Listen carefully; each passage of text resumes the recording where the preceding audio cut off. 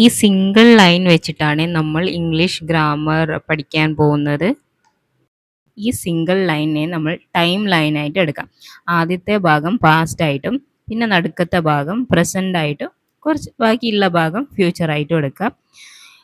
ഇത് എക്സ്പ്ലെയിൻ ചെയ്യുന്നതിന് മുമ്പേ നമുക്ക് കുറച്ച് ബേസിക് കാര്യങ്ങൾ ഒന്ന് ജസ്റ്റ് നോക്കിയിട്ട് വരാം. നമുക്കറിയാം 3 ടെൻസസ് ആണ് ഉള്ളത്: present tense, past tense, future tense. ഈ 3 ടെൻസിനും 4 ഫോം വെച്ചിട്ടുണ്ട്. ഓക്കെ, ആ 4 ഫോമുകളാണ് simple, continuous, perfect, perfect continuous. Okay, അപ്പോൾ ഈ ഓരോ ടെൻസിൻ്റെ 4 ഫോമിൻ്റെ പേരും ഫിക്സ്ഡ് ആണ്. ഒരു വ്യത്യാസം മാത്രമേ ഉള്ളൂ, അതാണ് ഞാൻ ആദ്യം സിമ്പിൾ കൊടുത്തിട്ടുണ്ട്. അതിന് സിമ്പിളിൻ്റെ ഫ്രണ്ടിൽ ഞാൻ പ്രസൻറ്റ് ആഡ് ചെയ്തെങ്കിൽ അത് പ്രസൻറ്റ് സിമ്പിളായി. ഇനി പാസ്റ്റ് ആഡ് ചെയ്തെങ്കിൽ അത് പാസ്റ്റ് സിമ്പിളായി. അങ്ങനെ ഫ്യൂച്ചർ ആഡ് ചെയ്യുമ്പോൾ ഫ്യൂച്ചർ സിമ്പിളായി. അതേപോലെ തന്നെ കണ്ടിന്യൂസിൻ്റെ ഫ്രണ്ടിൽ പ്രസൻറ്റ് ആഡ് ചെയ്താൽ അത് പ്രസൻറ്റ് കണ്ടിന്യൂസ് ആവുകയും, പാസ്റ്റ് ആഡ് ചെയ്യുമ്പോൾ past continuous, next future add ചെയ്യുമ്പോൾ ഫ്യൂച്ചർ കണ്ടിന്യൂസ്. ഇനി വരുന്നതാണ് പെർഫെക്റ്റ്. പെർഫെക്റ്റിൻ്റെ ഫ്രണ്ടിൽ പ്രസൻറ്റ് ആഡ് ചെയ്യുമ്പോൾ അത് present perfect, next past, past perfect, next future, future perfect. ഇനി നെക്സ്റ്റ് പെർഫെക്റ്റ് കണ്ടിന്യൂസ് ആണ് വരുന്നത്. അപ്പോൾ അതിൻ്റെ ഫ്രണ്ടിൽ പ്രസൻറ്റ് ആഡ് ചെയ്യുമ്പോൾ നമുക്ക് പ്രസൻറ്റ് പെർഫെക്റ്റ് കണ്ടിന്യൂസ് ആയി, പാസ്റ്റ് ആഡ് ചെയ്യുമ്പോൾ പാസ്റ്റ് പെർഫെക്റ്റ് കണ്ടിന്യൂസ് ആയി, അതേപോലെ ഫ്യൂച്ചർ ആഡ് ചെയ്യുമ്പോൾ ഫ്യൂച്ചർ പെർഫെക്റ്റ് കണ്ടിന്യൂസ് ആയി. അങ്ങനെ ആകെ മൊത്തം നമുക്ക് 12 ടെൻസസ് ആണ് ഉള്ളത്.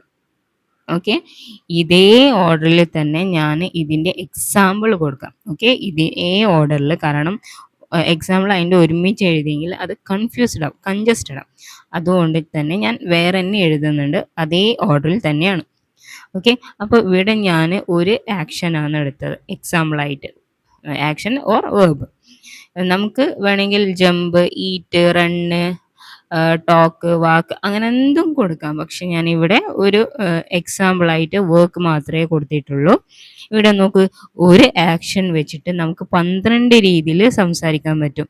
I work, I worked, I will work, I am working, I was working, I will be working, I have worked, I had worked, I will have worked, I have been working, I had been working, I will have been working. അങ്ങനെ 12 രീതിയിൽ ഒരു വേർബിനെ നമുക്ക് പറയാൻ പറ്റും. ആദ്യത്തെ 6 നമ്മൾ അധികം use ചെയ്തിട്ടുണ്ടാവാം, പക്ഷേ ബാക്കി പെർഫെക്റ്റിലും പെർഫെക്റ്റ് കണ്ടിന്യൂസിൽ വരുന്ന ആ സെൻറ്റൻസ് നമ്മൾ അധികം ഉപയോഗിച്ചിട്ടുണ്ടാവില്ല. അതാണ് അഡ്വാൻസ്ഡ് ലെവലിലേക്ക് നമ്മൾ ഇംഗ്ലീഷിനെ കൊണ്ടുപോകുന്നത്. ഓക്കെ, ഇവിടെ സബ്ജക്റ്റ് ഞാൻ കൊടുത്തിരിക്കുന്ന ഐ മാത്രമാണ്. നമുക്കറിയാം സബ്ജക്റ്റ് ഷീ ഉണ്ട്, ഹീ ഉണ്ട്, ഇറ്റ്, യു, ദേ, വി, അതൊക്കെ സബ്ജക്റ്റ് ആണ്. പക്ഷെ ഞാൻ ഇവിടെ എക്സാമ്പിൾ ആയിട്ട് കൊടുക്കുന്നത് ഐ മാത്രമാണ്. ഓക്കെ, ഇനി നെക്സ്റ്റ് നമ്മൾ നോക്കാൻ പോകുന്നത് ഇങ്ങനെയാണ് നമ്മൾ ഒരു സെൻറ്റൻസ് ക്രിയേറ്റ് ചെയ്യുന്നത്. ഒരു സെൻറ്റൻസ് ക്രിയേറ്റ് ചെയ്യേണ്ട ഫോമാണ് അല്ലെങ്കിൽ റൂളാണ്: first subject I, next helping verb. Helping verb ഇവിടെയുള്ളത് will, am, was, will be, have, had, will have been, had been, will have been.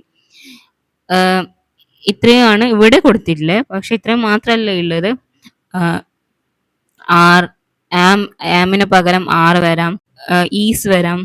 പക്ഷെ അത് വരുന്നത് സബ്ജക്റ്റ് മാറുമ്പോഴാണ് നമുക്ക് അത് ഷീ ഈസ് വർക്കിംഗ് വരുന്നത്, അല്ലെങ്കിൽ ദേ ആർ വർക്കിംഗ് വരുന്നത്. ഓക്കെ, സബ്ജക്റ്റ് മാറുമ്പോൾ ഹെൽപ്പിംഗ് വേർബ് മാറുന്നുണ്ട്. പിന്നെ വരുന്നതാണ് ലാസ്റ്റത്തതാണ് വേർബാണ് വരുന്നത്. വേർബും പല രീതിയിലും വരുന്നുണ്ട്: വർക്ക്, വർക്കിംഗ്, വർക്ക്ഡ്, അങ്ങനെ വരുന്നുണ്ട്. പക്ഷെ ഞാൻ ആദ്യത്തെ രണ്ടും, സിമ്പിളിലെ ആദ്യത്തെ രണ്ടും, പ്രസന്റ് സിമ്പിളും പാസ്റ്റ് സിമ്പിളും, ഞാൻ അവിടെ നിന്ന് കട്ട് ചെയ്തു. കാരണം ഇവിടെ ഹെൽപ്പിംഗ് വേർബ് ഉപയോഗിക്കുന്നില്ല. ഇവിടെ ഓൺലി സബ്ജക്റ്റും വേർബ് മാത്രമേ വരുന്നുള്ളൂ.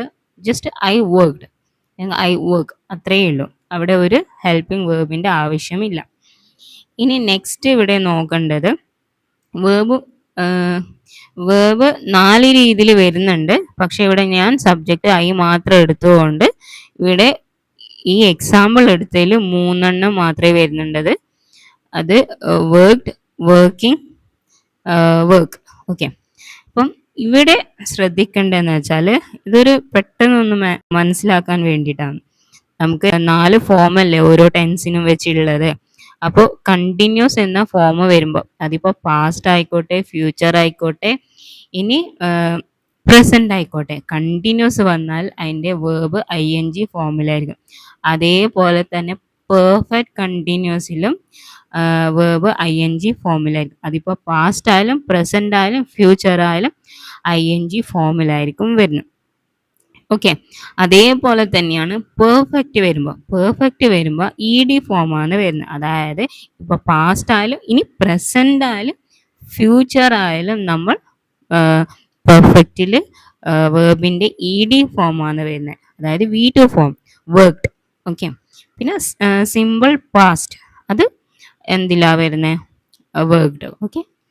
അപ്പോൾ ഇത്രയും കാര്യം മനസ്സിലാക്കിയാൽ മതി. ഇനി നമുക്ക് ഡയറക്റ്റ് ടൈം ലൈൻ വെച്ചിട്ട് നമുക്ക് ഓരോ ഈ 12 ടെൻസസും നമുക്ക് പഠിക്കാം. ഇതുവരെ എങ്ങനെ ക്ലാസ് ഉണ്ടായിരുന്നു? നിങ്ങളുടെ ഫീഡ്ബാക്ക് കമൻറ്റിൽ കൂടി അറിയിക്കുക. എങ്ങനെ ഇതുപോലെ തന്നെ മതിയോ? അടുത്ത ക്ലാസ്സിന് എന്തെങ്കിലും മാറ്റണം, എന്തെങ്കിലും സജഷൻ ഉണ്ടെങ്കിൽ നിങ്ങൾക്ക് പറയാം. ഞാൻ കുറച്ചും കൂടി ഇമ്പ്രൂവ് ചെയ്യാനുണ്ടോ എന്ന് നിങ്ങൾക്ക് പറയാം. നിങ്ങൾക്ക് മനസ്സിലാവുന്നുണ്ടോ എന്ന് പറയാം. അപ്പം ഞാൻ നെക്സ്റ്റ് എപ്പിസോഡിൽ, നെക്സ്റ്റ് ക്ലാസ്സിൽ ഞാൻ ആ ടൈം ലൈൻ വെച്ചിട്ട് പറയാം. ഇപ്പോൾ എനിക്ക് ആവശ്യം നിങ്ങളുടെ ഫീഡ്ബാക്കാണ്. എങ്ങനെയുണ്ട് എന്ന് നിങ്ങൾക്ക് മനസ്സിലാവുന്നുണ്ടോ? ഞാൻ സംസാരിക്കുന്നത് നിങ്ങൾക്ക് മനസ്സിലാവുന്നുണ്ടോ എന്ന് നിങ്ങൾ കമൻറ്റിൽ അറിയിക്കാം. അങ്ങനെയാണെങ്കിൽ എനിക്ക് ഇമ്പ്രൂവ് ചെയ്യാം. അപ്പം നിങ്ങളുടെ ലെവൽ എനിക്ക് മനസ്സിലാവുകയും ചെയ്യും. ആരൊക്കെയാണ് എൻ്റെ ക്ലാസ് കൂടുതൽ കാണുന്നത്, അവർക്ക് ഇനിയും ബേസിക് ആവശ്യമുണ്ടോ, ഇനിയും ഒരുപാട് എക്സ്പ്ലെയിൻ ചെയ്യേണ്ട ആവശ്യമുണ്ടോ എന്നൊക്കെ എനിക്ക് നിങ്ങളെ സൈഡിൽ നിന്നും എനിക്ക് മനസ്സിലാക്കാൻ പറ്റും. നമ്മളിപ്പോൾ ഡയറക്റ്റ് അല്ല കാണുന്നത്, എൻ്റെ ക്ലാസ്സിലൂടെയാണ് കാണുന്നത്. അപ്പം നിങ്ങളുടെ ലെവൽ എനിക്ക് മനസ്സിലാവില്ല. അപ്പോൾ നിങ്ങളുടെ ലെവൽ ഏകദേശം ഏത് ലെവലാണ് ആൾക്കാർ വരുന്നത് എന്ന് അതനുസരിച്ച് എനിക്ക് നെക്സ്റ്റ് ക്ലാസ് എടുക്കാം, കുറച്ചും കൂടി ഇമ്പ്രൂവ് ചെയ്യാം. അപ്പോൾ ഈ ക്ലാസ് വെച്ചിട്ടായിരിക്കും, ഈ കമൻറ്റ് വെച്ചിട്ടായിരിക്കും. ഇനി ഇത് ഓക്കെ ആണെങ്കിൽ ശരി, ഞാൻ ഇതേപോലെ ക്ലാസ് എടുക്കാം. ഇനി ഇത് ഓക്കെ അല്ല, ഇനി നിങ്ങളെ സജഷൻ നിങ്ങളുടെ ലെവൽ വെച്ചിട്ട് നിങ്ങൾക്ക് ചോദിക്കാം. അതുപോലെ ഞാൻ അടുത്ത ക്ലാസ് ആ ടൈം ലൈൻ ഈ 12 ടെൻസസും നമ്മൾ പഠിക്കാൻ പോവാം. ഞാൻ ഇന്ന് ക്ലാസ് എടുത്ത സ്ലൈഡിൻ്റെ PDF ഫോമാറ്റ് ഡിസ്ക്രിപ്ഷൻ ബോക്സിൽ ഇട്ടിട്ടുണ്ട്. നിങ്ങൾക്ക് വേണമെങ്കിൽ അത് റെഫറൻസായി ഉപയോഗിക്കാം. Thank you.